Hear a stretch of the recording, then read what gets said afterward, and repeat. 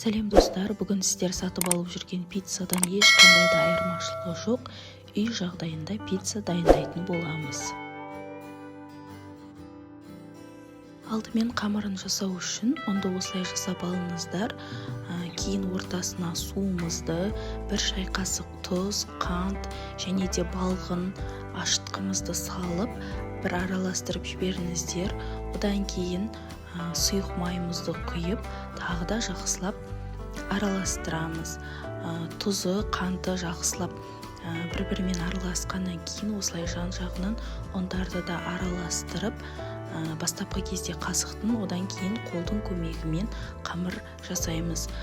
Қамыр бастапқы кезде бір қаттылау, жабыспайтындай болуы мүмкін, бірақ жақсылап илей беріңіздер. Сол кезде сіздерде осындай қамыр пайда болады. Кейін оны жылы жерге 30 минутқа қойып қоямыз. 30 минут өткеннен кейін қамырымыз осылай болып көтеріледі.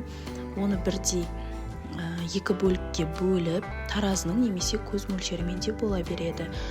Бөліп аламыз. Кейін үстінен 1 шай қасық сұйық майымызды құйып майлап жібереміз. Сол кезде жақсы жабыспайтын болады. Дәл осы видеодағыдай жасап алғаннан кейін тағы да бетін пакетпен жауып 40 минутқа тағы көтерілгенше жылы жерге қойып қоямыз. Ортасы жабысып қалмас үшін осылай қасық қойып қойсаңыздар болады. Сол уақыт аралығында салмасын дайындап қойыңыздар. Мен салмасына қызанақ пен фарш салатын боламын. Фаршты алдын ала қуырып, пісіріп алыңыздар. Осындай 30 сантиметрлік формаға қамырымызды жақсылап жаямыз. Барлық жері біркелкі болсын.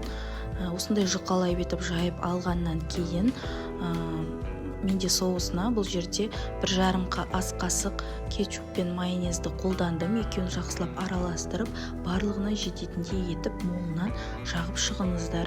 Кейін қуырып алдын ала дайындап алған фаршымды барлық жеріне жайып шығамын. Оның үстінен кубиктап турап алған помидорымды саламын. Сіздер достар салмасына өздеріңіз қалаған нәрсенің барлығын сала берсеңіздер болады.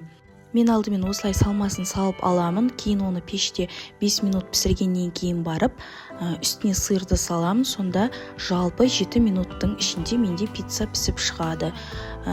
Пиццамызды максимум градуста 10 минуттан артық ұстамай пісіріп аламыз. Осылай асты қызаруы қажет, ас болсын.